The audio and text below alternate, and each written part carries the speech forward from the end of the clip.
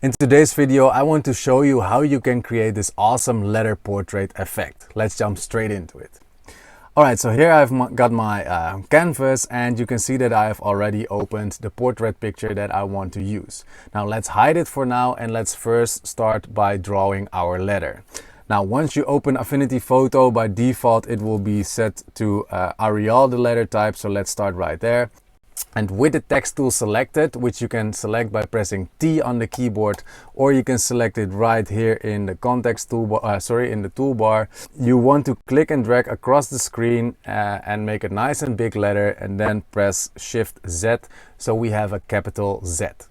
Now I want to use the font Times New Roman, but you can see that if I have this cursor still available, or my typing cursor still available, if I try to change the letter or the font, it simply doesn't work. So how to fix this?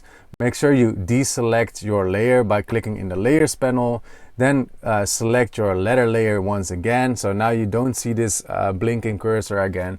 And now we can go into our font family drop down, and you can see that once I scroll down, you will see a nice preview of our letter.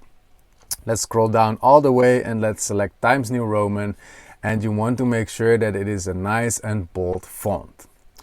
Alright, now let's increase the size of our letter. So I'm going to go to the corner, and I'm going to click and hold Command so it stretches out from the center, and let's go nice and big. So something like this is looks fine to me. And now I want to align it in the center of our canvas. So I'm going to go to the top right of my screen, click alignment, and then I want to align it in the middle, both horizontally and vertically. And there we go. Alright, now we've got this letter, and we actually want to make 3 duplicates of this letter. So select your letter Z and press Command J to create the first duplicate, and create Command J to create a second duplicate, and I think actually that is enough. And let's hide the top 2 for now.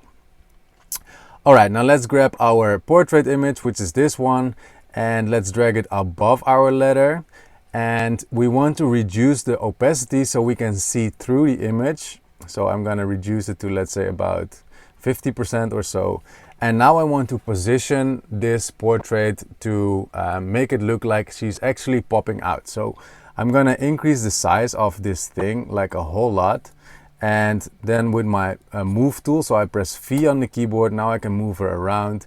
And what I want to look at is I want to see if her neck is going back, let's say, behind or inside of the Z. And as you might have seen in the example, we want to make her nose and her chin pop out of the letter. So I think we've positioned her quite okay, maybe a little back, something like this looks good to me. And let's increase the opacity back to 100%. Now, we want to put the face only inside of the letter. So how can we do this? We can use one of our letter copies. So let's show it actually. We can use one of these copies to create a mask. So how do we do this? Click and hold, click and drag one of the letter C's and drop it onto the thumbnail of the photo.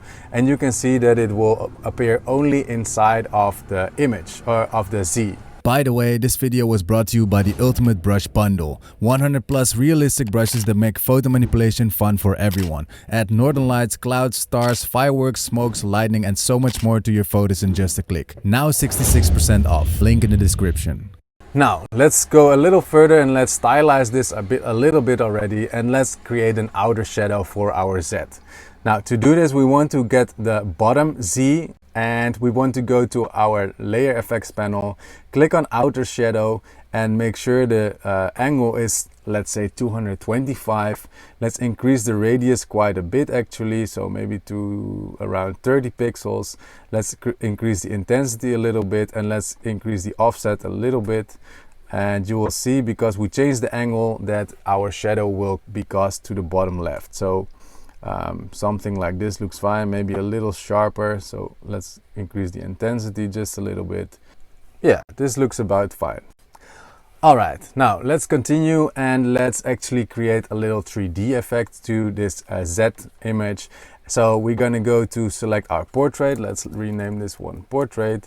and we're gonna go into our effects panel, and we're gonna hit 3D, and we're gonna increase the radius to let's say around 24 pixels to create this nice 3D effect. So let me show you what we've just done.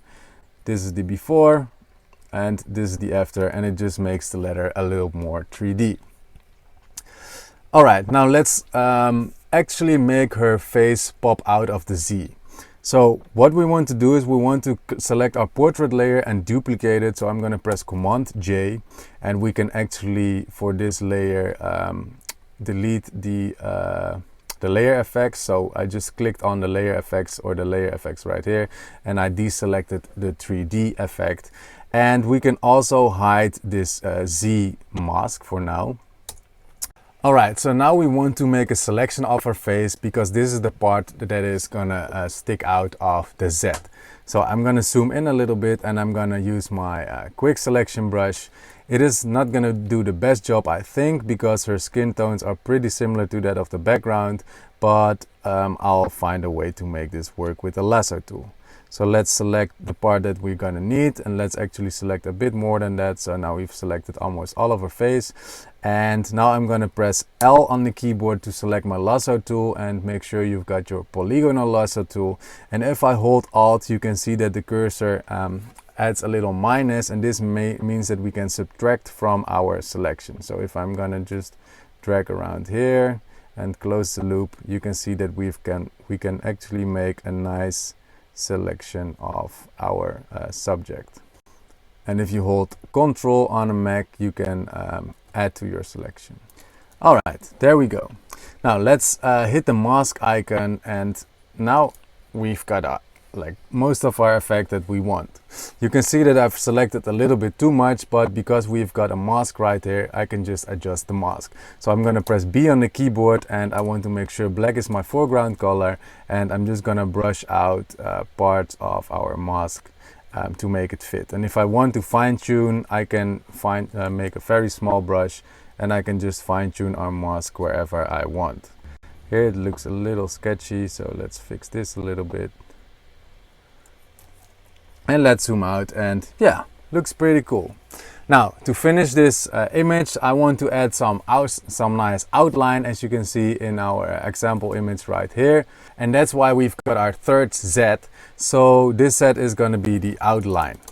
Now let's show our Z, and you can see that it is filled with black, and we don't want this. So I'm going to press U on the keyboard and change my fill from black to nothing, which is this little icon right here. And now we want to add a stroke, so let's hit on stroke, and let's choose white as a foreground color. So let's pick white and make the points, let's say to around 10, I would say. Looks pretty cool. And now you can see the line is actually crossing her face, but if we change the order of our layers panel, so we drag the portrait above our outline, then you can see we've got the nice popping out effect. And that is how to create the letter portrait effect. I hope you enjoyed this video, and I see you in the next tutorial. Cheers!